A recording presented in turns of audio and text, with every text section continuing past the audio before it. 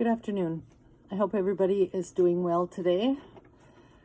I was reading in the Christian Century magazine and I came across an article that I thought would be helpful for you. It was very helpful for me in thinking about my faith and how I think about how God is present in these times and with everything going on. It is entitled, What Kind of Power? And it is written by Debbie Thomas, who is Director of Children's and Family Ministries at St. Mark's Episcopal Church in Palo Alto, California. Every Sunday, I pray the Lord's Prayer and try to mean it. Lately, though, I've been pausing over the word power. What does it mean to celebrate power as a divine attribute? The hymns I sang so eagerly as a young adult offered up a superhero God who holds unshakable sway over people, places, and events. Many of the miracle stories in the Bible literalize this muscled version of power, a God who curses snakes, parts the sea, rains down bread, slaughters firstborns. As a child, I watched the adults in my life engage in all sorts of theological gymnastics to square this brand of omnipotence with God's other most abiding and essential trait, goodness. God allows it, is the explanation I heard most often. Nothing happens without God's permission. God is perfectly capable of conquering evil and suffering, but exercises restraint to accomplish a higher purpose. This higher purpose was most often a mystery, though we were free to speculate. Maybe God allowed the hurricane in order to demonstrate divine power over nature. Maybe God allowed the neck injury in order to build character. Maybe God allowed the bomb to detonate in order to punish sin. Sometimes it takes years to recognize faulty theology, and even longer to admit that it does concrete harm in the world. Sometimes it takes a global pandemic, or a mass outcry against systemic racial injustice, or a planet on the brink of catastrophe.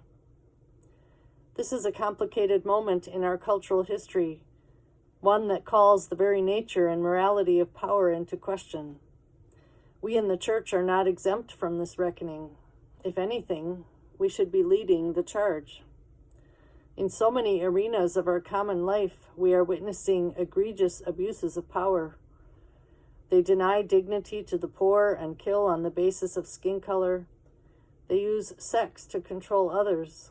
They withhold medical care from people who need it. They use religion to excuse or perpetuate evil.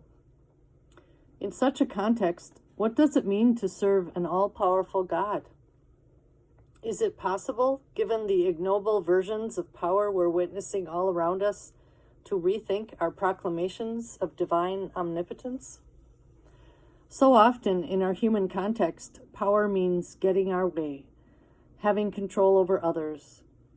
What if God's power is altogether different? This question feels urgent to me because I don't know how to live with a God who daily sits on a fund of immense power, exercising teeth-gritting restraint while the world is ravaged. The question is, do I have to? Every year we welcome a tiny, naked, appallingly vulnerable baby into the world, and we call that baby the Son of God. We watch as he grows into a man and spends his short adult life giving power away to the least and the lost. We sit in the shadow of a cross, honoring a brown man who died at the hands of abusive law enforcement to substantiate the paradoxical claim that true power lies in surrender. Our God is a God who entered humanity red-faced and crying, whose greatest displays of power included riding on a donkey, washing dirty feet, dying of asphyxiation, and frying fish on a beach for his agnostic friends. How exactly did we go from this God of kenosis, a God who surrenders all privilege, immunity, glory, and power for the sake of love, to God as Iron Man?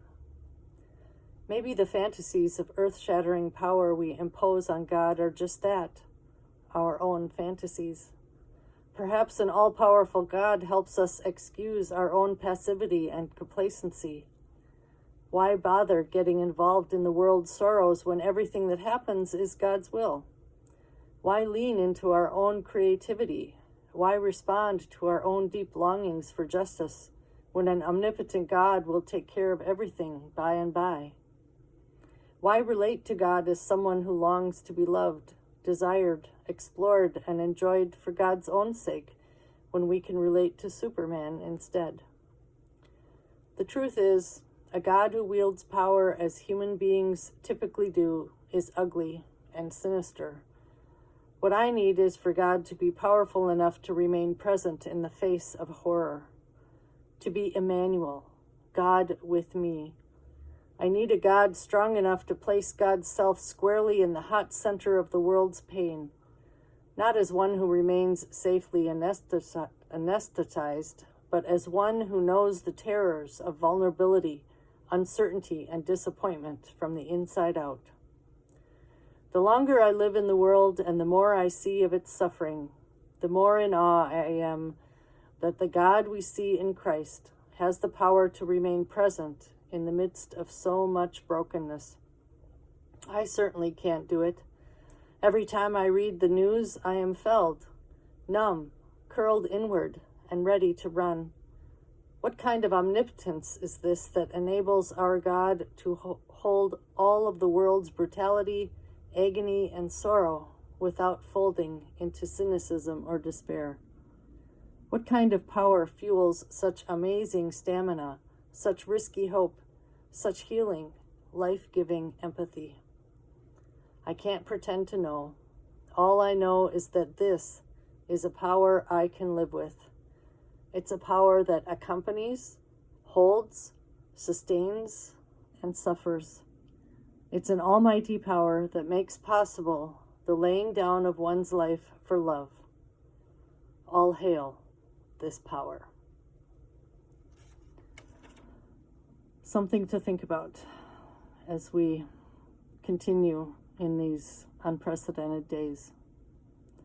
I wish you God's presence and the power of God's love to be with you today. I'll see you tomorrow.